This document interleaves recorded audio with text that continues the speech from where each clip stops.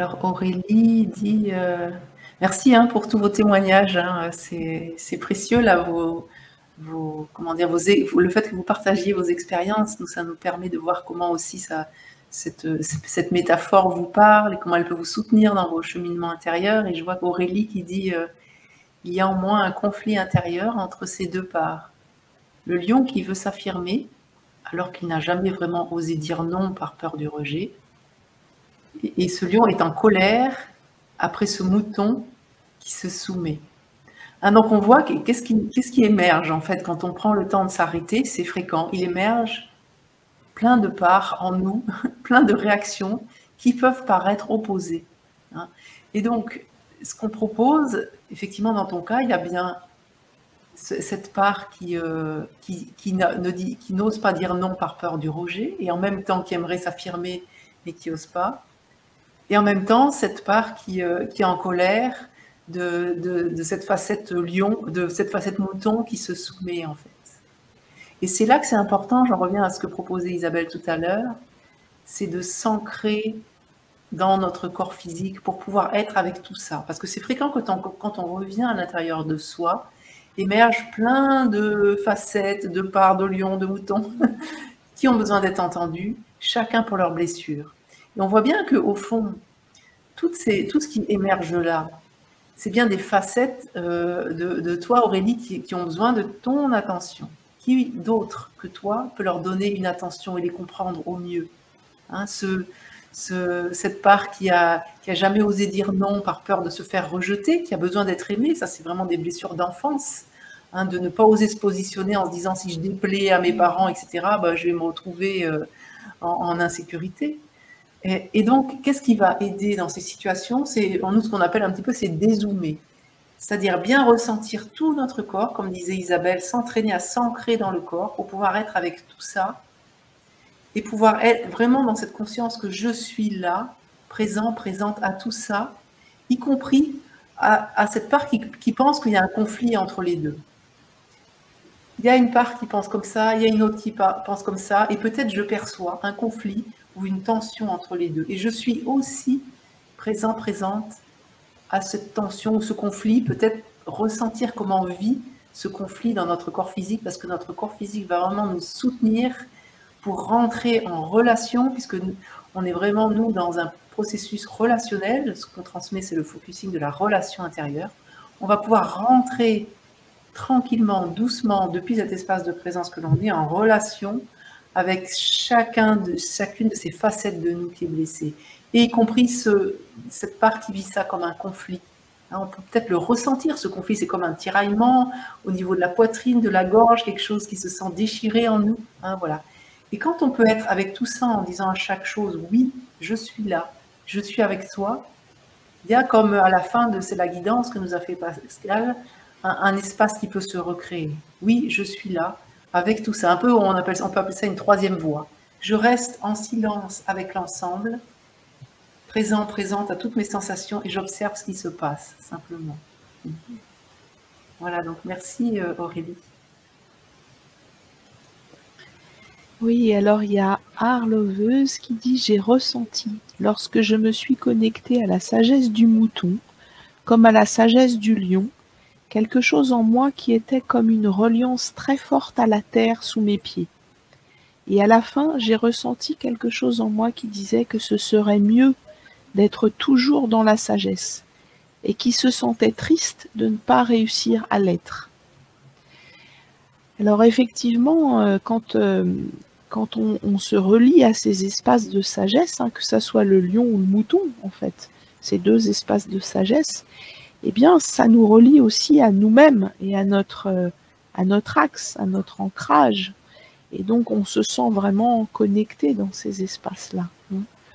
Et moi, quand on a fait la guidance, j'ai vraiment, à un moment donné, j'ai vraiment ressenti cette sagesse du mouton qui, pour moi, était vraiment dans la vulnérabilité, en fait, mais une vulnérabilité ouverte.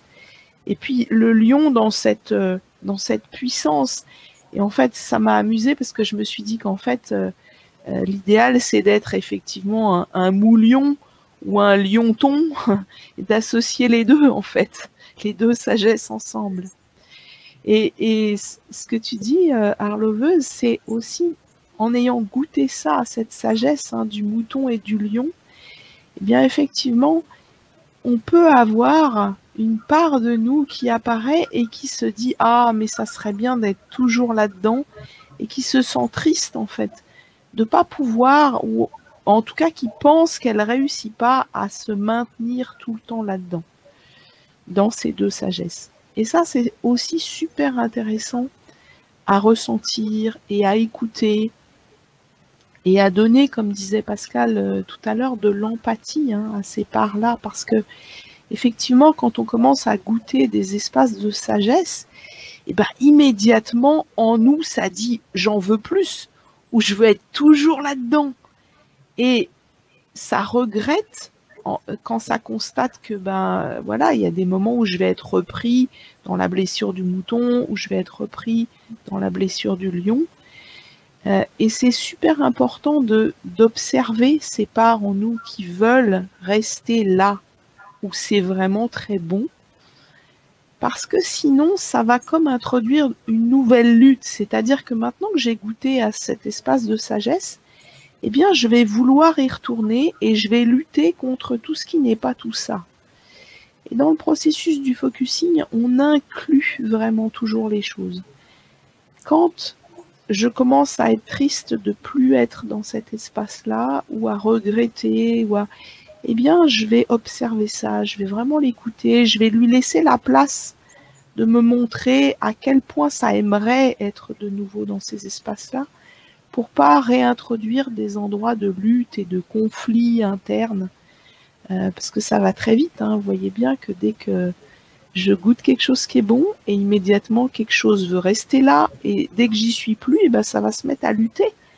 Et donc, c'est des endroits où à la fois c'est normal que ça fasse ça, mais si je suis conscient de ce processus-là en moi, eh bien, je vais pas me laisser décourager ou rendre triste ou regretter, ce qui n'est pas la même énergie que de goûter la sagesse que j'ai de la joie à goûter.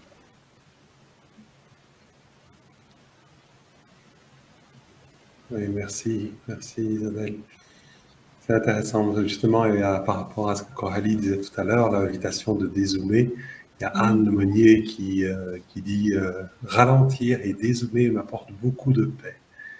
Et en fait, c'est prendre du recul, mais pas pour se rejeter ce qui est là, pas pour se réfugier quelque part, mais pour le voir à partir d'un endroit où on n'est pas pris dedans. Il y a quelqu'un qui disait, si je veux sentir l'odeur de la soupe, il ne faut pas que j'ai le nez trempé dedans. Donc, il faut que je prenne un peu de recul. Et là, je vais pouvoir sentir, d'une autre façon, sentir ce qui est là.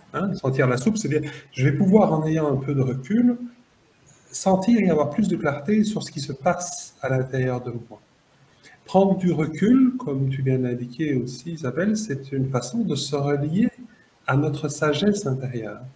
Et notre sagesse ne s'oppose pas à notre humanité.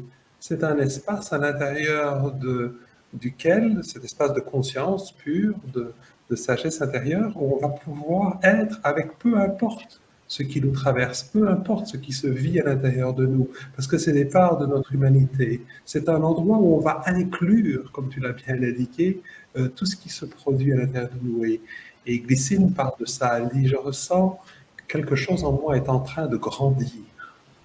Une forme de sagesse intérieure qui m'apaise, tout en différenciant, en se différenciant, de tout ce que j'entendais en moi auparavant. Donc, en fait, il y a, au fur et à mesure de cette pratique régulière, de simplement vivre en conscience de tout ce qui se vit en nous, c'est-à-dire on vit la même réalité. On vit les mêmes circonstances, les mêmes difficultés. La différence, c'est qu'on ne vit plus ces expériences en étant pris dedans, en étant identifié dans ce qui réagit en nous, mais en conscience de ce qui réagit en nous. C'est-à-dire de pouvoir être avec peu importe ce qui se passe, quelles que soient les circonstances, on va pouvoir inclure. Donc on n'est pas dans le mais dans le et. et on va pouvoir donc, comme on dit, se différencier moi en présence et tout ce qui vit à l'intérieur. Mais le différencier, non pas pour le séparer ou pour se battre contre, mais au contraire pour être un espace qui inclut tout. Voilà. Donc, et ça, c'est une expérience qui vient petit à petit, la pratique, et ce dont témoigne voilà, Glycine 2011. Voilà. Donc, merci pour ce partage. Et ça vient avec le temps et avec une pratique régulière. Ça ne prend pas tellement de temps que ça, mais c'est un changement de regard, c'est un changement de paradigme. Donc, on a été des dizaines d'années dans un fonctionnement.